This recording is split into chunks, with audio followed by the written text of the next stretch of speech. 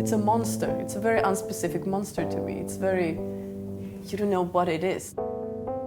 I wanted to make this piece for a really long time.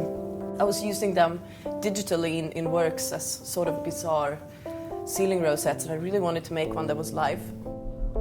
This is the original, the lithograph. I was really fascinated by this one, mainly because I was like, wow, it's so wormy. It would be like it's moving. Here we have some real ones that I found on the internet. They have all those small arms. Maybe it's legs, I call it arms.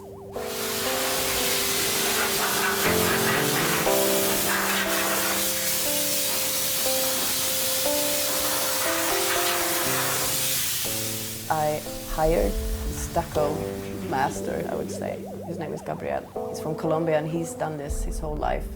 I showed them the sketches and they come from this book that I have a new copy of, I think. Yeah, this one. That was made out of a social Darwinist and biologist named Ernst Haeckel. There are starfishes, trunkfishes, sea slugs, whatever. The first thing was modeled in clay, and then it was made into a silicone mold and then cast in stucco plaster. So this is like the second generation. The first one was made in clay and it breaks when you make the mold. So that's the mouth. Here's from above. So that's sort of what it will look like when it's in the ceiling, but the opposite. So the shadows will be even more, what are called, evident. When it comes to site-specific works, I think it's more generous.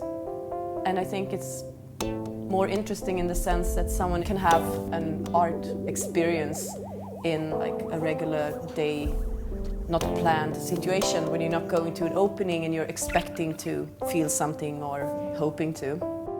Whereas if you're sitting in an elevator, or if you're in a bar, or if you're in a street or in a park, you are not maybe prepared. Or maybe you don't see it at all. I mean, that depends too, but it's more, I think it's more fair if it's being showed that way.